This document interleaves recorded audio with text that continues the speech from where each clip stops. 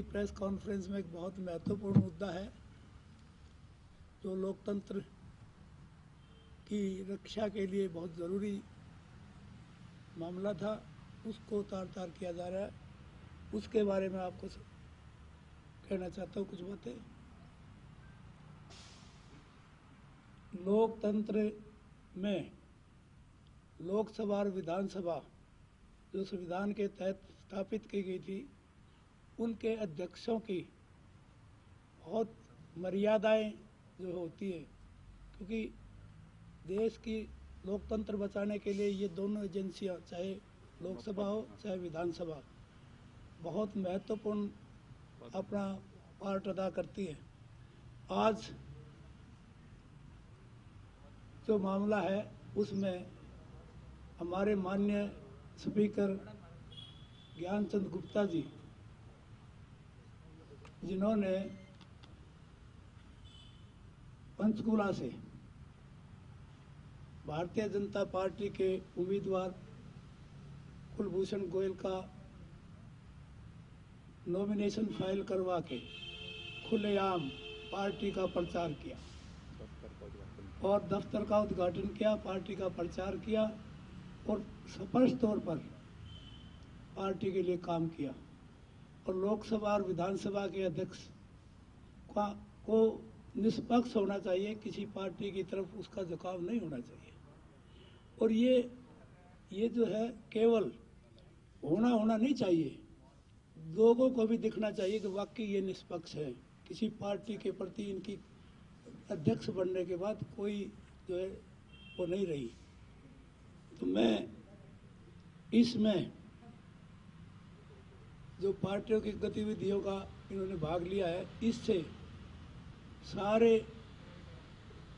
नियमों को ताक पर रख के, सारी मर्यादा और मान्यताओं को ख़त्म करके और सारा रेस्पेक्ट और डिग्निटी ऑफ द चेयर जो विधानसभा के अध्यक्ष की होती है, उसको भारी नुकसान पहुंचाया है।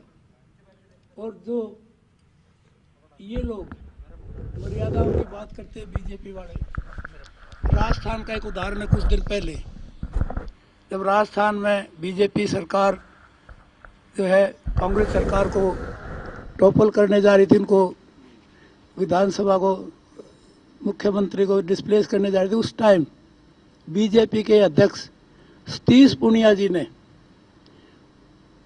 विधानसभा के अध्यक्ष सीपी जोशी का, तो मामूली सी बात थी, मामूली से क्लिप पर इस्तीफा मांग रहे थे, आज उसी लाइनों पर यदि ये मान्यताओं को मानते हैं तो ज्ञानचंद गुप्ता जी को विधानसभा के अध्यक्ष पद से इस्तीफा देकर अपने पार्टी के उम्मीदवार के लिए काम करें और उसके लिए प्रचार करें, हमें कोई एतराज़ नहीं है। लेकिन बतौर अध्यक्ष जो ये काम किया है, ये इस पद की डिग्निटी और रेस्पेक्ट को कम किया है।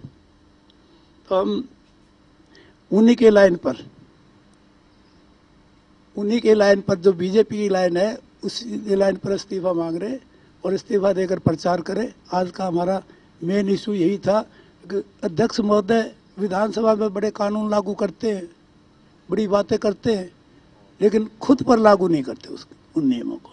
तो खुद पर भी लागू करें और अपना इस्तीफा देकर पार्टी का प्रचार करें। It's a question of moral and ethics.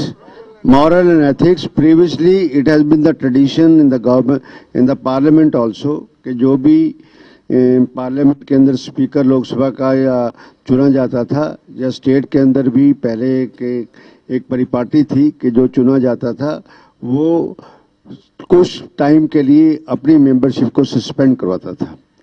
यही हमारे स्पीकर कॉमरेड, क्या नाम उनका,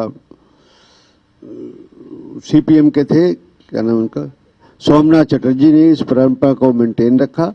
और उससे पहले भी लोकसभा की आज तक, और हरियाणा की राजनीति में भी ये नहीं देखा गया है कि एक निकाय चुनाव के अंदर अध्यक्ष इस तरह गाड़ी पे चढ़ के और निशान बना के पार्टी के सिंबल साथ इस तरह करे।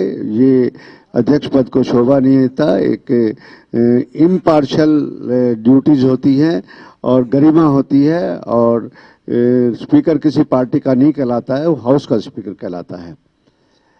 इन्हीं के साथ एक और छोटा सा मुद्दा है, छोटा क्या मुद्दा तो बहुत बड़ा है इस बात के लिए कि कल या परसों में एक रॉकी मित्तल मीडिया का इंचार्ज, जहां पर हम देखते थे कि सेक्रेटरीट में बड़ी लंबी लंबी दफ्तर भी बना हुआ है, फोटो वगैरह टांगी हुई है, उनको डिसमिस किया है। और उन्होंने बड़ा एक सवाल उठाया है बहुत बड़ा कि 1500 करोड़ रुपए की पब्लिसिटी का हिसाब दे, और साथ में एक और भी वहां पर कोई एसटी बांटता है, उसका कुछ नाम वो ले रहे थे, दफ्तरदार या क्या है, उसकी भी कार्यप्रणाली पे और बहुत बड़े सवाल उठाए। और हम भी ये डिमांड करते हैं कि रॉकी मित्तल ने जो सवाल 1500 करोड़ रुपए की पब्लिसिटी के ऊपर खर्च हुआ, उसमें सरकार अपना स्पष्टीकरण दे, और अब स्पष्टीकरण के बाद इसके ऊपर अपना वाइट पेपर दे कि हमने पब्लिसिटी में कोई गोलमाल नहीं किया है।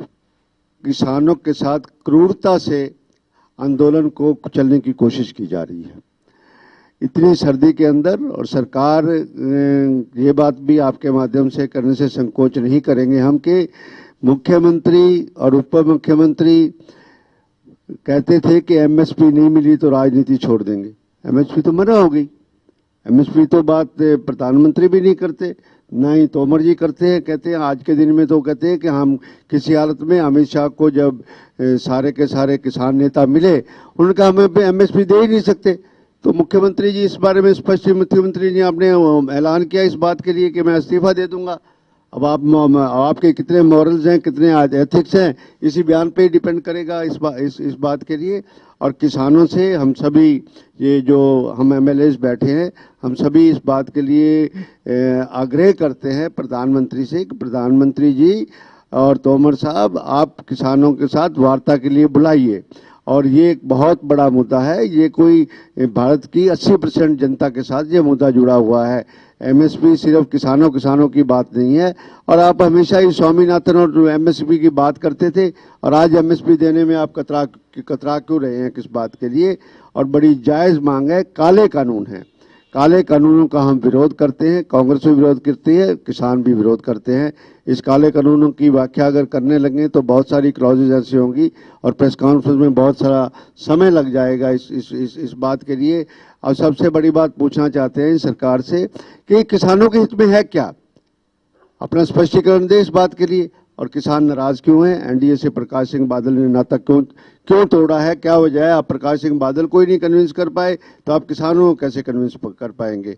इसलिए पुरजोर है कि इतनी ठंड के अंदर और इतना जज्बा, और 1947 के अंदर जब देश आज़ाद हुआ, जो वहाँ पर हमारे सारे के सारे आंदोलन हुए, उसके बाद सबसे बड़ा आंदोलन हुआ है तो किसान आंदोलन आज के दिन में हो रहा है। इस किसान आंदोलन में प्रधानमंत्री को उनको किसानों के साथ बाके, और साथ में इतनी ठंड के अंदर जो इतना कष्ट भोग रहे हैं, उसका जल्दी से जल्दी समाधान निकाला जाना चाहिए।